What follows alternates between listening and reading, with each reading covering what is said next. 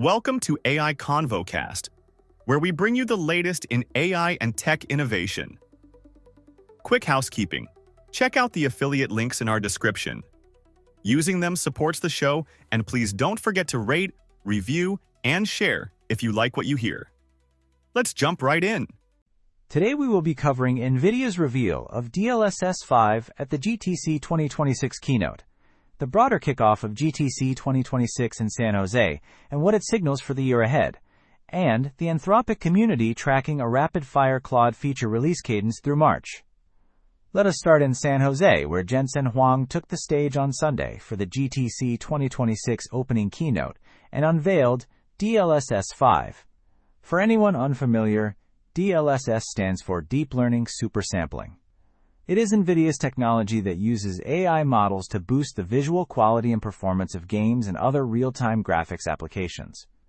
Previous versions focused heavily on upscaling lower-resolution images to look sharp at higher resolutions and on generating intermediate frames to make everything feel smoother. DLSS 5 takes a pretty significant leap beyond that. Nvidia is describing it as a real-time AI model built around neural rendering, meaning the AI is no longer just cleaning up or filling in frames. It is actively enhancing how lighting behaves and how material surfaces look, pushing output up to 4K resolution while still preserving the art style that developers originally intended.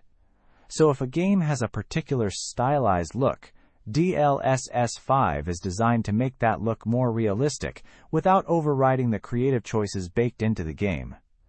One Reddit user summed up the reaction pretty well, writing, quote, "Nvidia just dropped DLSS 5 at GTC 2026, and it is a massive leap," end quote. Early developer chatter has focused on how this represents a shift from simple frame generation toward what people are calling holistic neural scene enhancement. Nvidia is targeting a fall 2026 release for DLSS 5, so there is still some time before it lands in consumer hands, but the direction is clear. The rendering pipeline itself is becoming AI native, where the neural network is not just a helper sitting on top of traditional graphics, but is becoming a core part of how scenes are constructed and displayed in real time. That has huge implications not just for gaming, but for simulation, visualization, and any field where real-time high-fidelity graphics matter. Now zooming out a bit, DLSS 5 was just one piece of a much larger event. GTC 2026 officially kicked off on March 16th and runs through March 19th in San Jose. This is Nvidia's flagship conference, and it has grown into what many in the developer and investor community are now calling the Super Bowl of AI. One post from the StockPick News subreddit captured the sentiment, writing, quote, "As Nvidia's GTC 2026 kicks off from March 16th through 19 in San Jose, the event is being hailed as the Super Bowl of AI," end quote. Historically, GTC has drawn around 25,000 attendees, and it has evolved well beyond a GPU hardware showcase. It is now the primary venue where Nvidia lays out its broader roadmap for AI infrastructure, enterprise AI deployment, developer tooling, and the compute scaling strategies that cloud providers and software companies use to plan their own roadmaps. Jensen Huang's keynote started at 2 p.m. Eastern and set the tone for the entire week. Beyond DLSS 5, the conference is expected to touch on Nvidia's next-generation Rubin architecture and how it fits into the broader Blackwell-era compute ecosystem. For enterprise leaders and developers watching from afar, GTC has essentially become the event where you get a preview of what the AI infrastructure landscape is going to look like for the next 12 to 18 months. Cloud providers, chip designers, and software companies all pay close attention, because the announcements here often dictate where investment and engineering resources flow across the industry.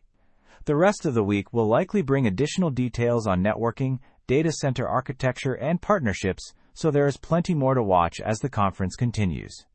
Shifting over to Anthropic, there was no single blockbuster announcement this past weekend, but the community around Claude has been doing something interesting. Users on both the Claude AI and Claude subreddits have been compiling and tracking the sheer volume of updates and feature launches Anthropic has shipped over roughly the last 70 days of 2026.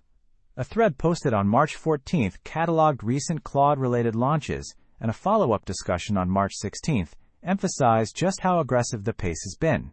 One user commented, quote, That is honestly a pretty aggressive release cadence for about 10 weeks, end quote. What stands out here is not any one feature in isolation but the pattern itself.